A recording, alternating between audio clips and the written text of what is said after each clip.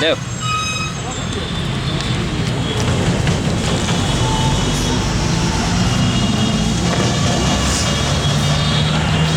कालाणी जी के चरणों में नमन और वंदन करते हुए यहाँ मंचासीन तो हमारे अब गुरु जी रह गए हैं और बाकी हमारे सारे अग्रज।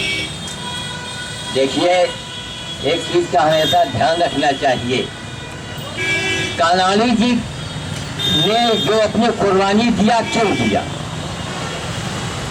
वो कुछ चाहते थे, वो जो वो चाहते थे, क्या हम लोग कुछ कर रहे हैं उनके जो वो चाहते थे? हमारे यहाँ की कुछ परंपरा ही बन गई है कि जो राम चाहे वो मत करो, जो हनुमान चाहे वो मत करो ना। कालाणी जी क्या चाहते थे? आज देश में पूरे विश्व में जो मार काट मचा हुआ है उसका कारण क्या है, उसकी वजह क्या है? सिर्फ इसलिए कि हम लोगों के अंदर मानवता नाम की चीज समाप्त हो गई है।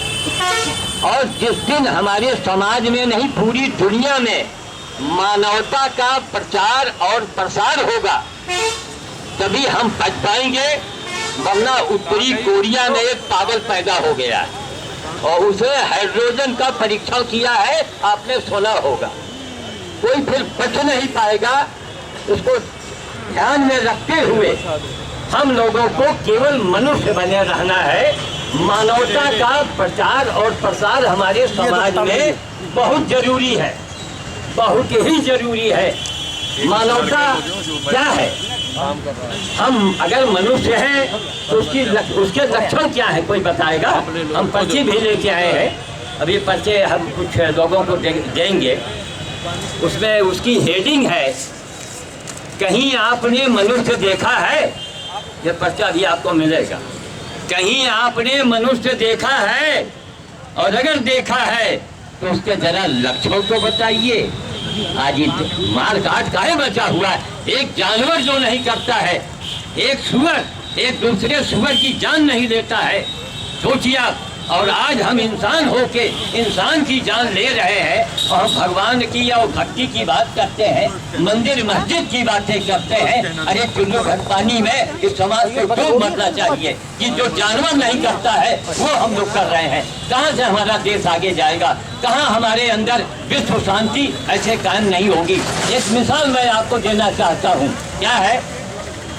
अगर मानवता का पाठ पढ़ना हो तो 70 साल का मेरे पास अनुभव है। मेरे दरवाजे चले आइए और आके देख लीजिए कि मानवता की परिभाषा क्या है। मेरे यहाँ इस समय 2 बंदर भर्ती थे, उनके कीड़े पड़ गए थे। एक ठीक हो गया, एक मर गया। एक गाय बछिया, गाय की कन्या, उससे बड़ी कोई पूजनीय हो ही नहीं सकती है हमारे हिंदू धर्म के हिसाब से। आज 1.5 महीने से गाय की बछिया पैर सड़ गया है, मेरे यहाँ भर्ती है, इलाज चल रहा है, लेकिन इलाज से उसको कोई फायदा नहीं हो रहा है। कल हमने दवाइयों को बदला है। अब हमारी जो योजनाएं हैं, जो हमारे कार्य हैं, इनमें केवल सिर्फ और सिर्फ अगर कोई सहयोग दे रहा है वो है हमारा सिंध समाज। भैया जरा बैठ जाओ, वो है सिंध समाज। तो हमें इस बात का गर्व करना चाहिए। हमारे सिंध समाज में जितने लोग हैं इनको तो जबरदस्ती चुनाव में खड़ा करना चाहिए, इनको जबरदस्ती नेता बनाना चाहिए। लेकिन कैसे बना है?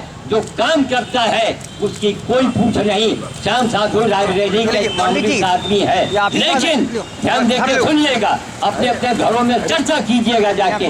लोग 5 साल में डॉक्टरेट करते हैं, 5 साल में लोग डॉक्टरी पास करते हैं, वकील बनते हैं, इंजीनियर बनते हैं। यहाँ 70 साल का अनुभव है मेरे पास। कितने मेरे पीएचडी हो गए, कितने हमारे पीएचडी हो गए। श्याम साधु से सीखने वाला कोई नहीं है। नो नो नो नो, केवल सिंधु समाज हमारी मदद करता है, सहयोग करता है और उसी के बल से हमारे कार्य चलते हैं। सिंधु समाज के कुछ सितारे हैं जिनको मैं हृदय से आशीर्वाद देता हूँ, हार्दिक आशीर्वाद है। एक हमारे आपके ये हैं, क्या नाम, अनिल बेकरी के हमारे खेमू, अभी हमको दिखाई पड़े थे, यहाँ आए हैं। समाज के महामंत्री हैं। अच्छा, वो खेमू जी, उनकी जितनी भी तारीफ की जाए वो कम है। नोट कर लीजिए, खेमा भाई उनको कहते हैं। हमारे एक साहब है, अब उनका नाम लेना हमारे ऊपर बड़ा प्रतिबंध है, लेकिन यह है कि हम नाम तो अब यहाँ मन से हम लेंगे। वो है श्री श्री श्री श्री 1008 सुखो लाल चांदवानी। जितने भी उनको पद दे दिए जाए वो कम होगा। श्याम साधु बोलता है तो ललकार के बोलता है, ऐसा बोलता है कि दुनिया के एक छोर से दूसरे छोर में अगर आवाज मेरी जाए तो कोई खंडन न कर पाएगा। आप खंडन नहीं कर पाएंगे। अगर मानवता सीखनी है, आप मेरे दरवाजे आके देखिए कि क्या क्या क्या हमारे यहाँ होता है। मैं क्या कर रहा हूँ, पूरी जिंदगी इसी में बीत गई। यही पूजा है, यही पाठ है, यही धर्म है, यही कर्म है और यही मानवता की पराकाष्ठा है। कोई जानता है? हमारे यहाँ बड़े बड़े वेदाचार्य बैठे हैं, अगर हम पूछते हैं महाराज इसकी पराकाष्ठा क्या है, अब वो किंतु परंतु में हमको समझाते, हमने कहा हमको सीधा सीधा समझाइए। हमारे यहाँ ये परंपरा बन गई है, कालानी जी ने ये किया, उन्होंने ये किया। अरे आपने क्या किया? अगर कालानी जी की आत्मा को हमको शांति पहुंचाना है तो वो जो चाहते थे हमको कुछ तो करना चाहिए। क्या हमारा सिंधु समाज जो है इन्होंने ही सारे सेवाओं का ठेका ले रखा है क्या? सोचिए। लेकिन ये प्रभु की इच्छा है। सिंधु समाज की सबसे बड़ी खूबी है क्या है? मानवता का परसेंटेज इनके अंदर मैंने ज्यादा देखा है। प्राणी मात्र की पीड़ा को समझने वाला ही भैया मनुष्य है। ध्यान दीजिएगा, अपने अपने धार्मिक किताब लेके टीका चंदन सेंटर में लगा कि आप बैठ गए, आप धर्मात्मा नहीं कहलाएंगे। आपके अंदर मानवता और सेवा की भावना होनी चाहिए।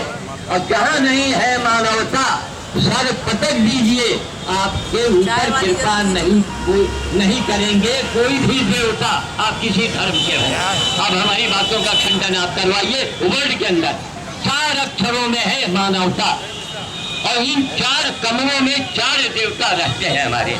मानवता, उसी में रहते हैं सारे देवता। नोट कर लीजिए आप। तो हमारा मतलब है कि जो सिंधु समाज कर रहा है, जो सहयोग हमें देता, हमें क्या? अरे भाई अभी सुखो बाबू से मैंने कहा साहब आपने चोकर भेजा था, वो खत्म हो गया, फिर भेज दीजिएगा। हाँ हाँ बिल्कुल आ जाएगा। तो हमारे घनश्याम असलानी हमारे पड़ोस में रहते हैं, हमारी बड़ी मदद करते हैं। या जो भी सिंधु समाज के लोग हैं, अगर मैं सामान लेने जाता हूँ तो हमसे वो मुनाफा नहीं देते हैं। ये उनकी महानता है, ये उनका बड़प्पन है।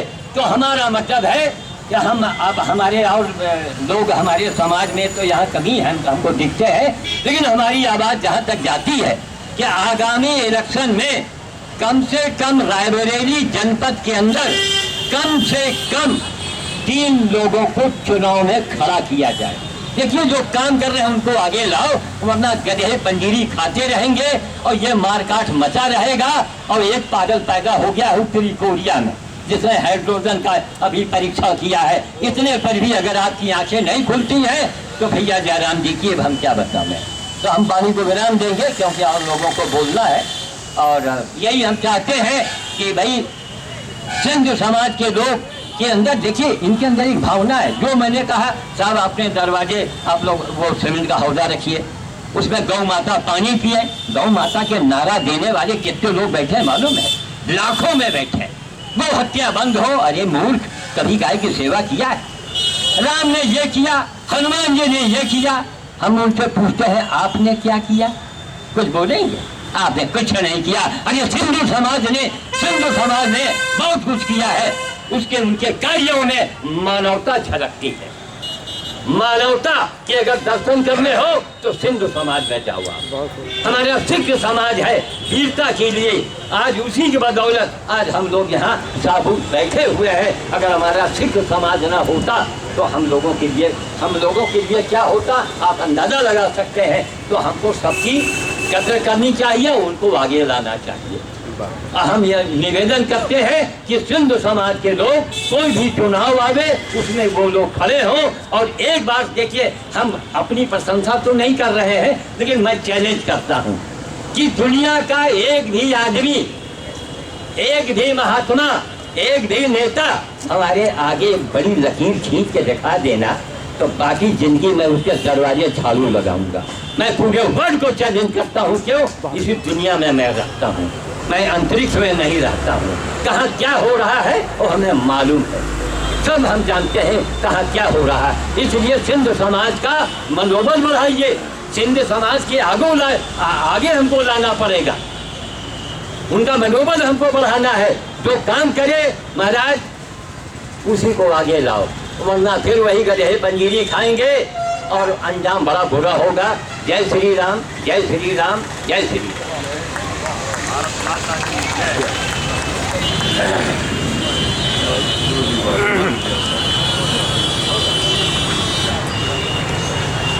माननीय श्याम साधु जी ने अपने विचारों में सिंधु समाज के भाइयों की बड़ी तारीफ कर दी। सच है। बैठिए गुरु जी, बैठिए, हमारी बात को भी सुनिए, आपके पर्चे बट जाएंगे।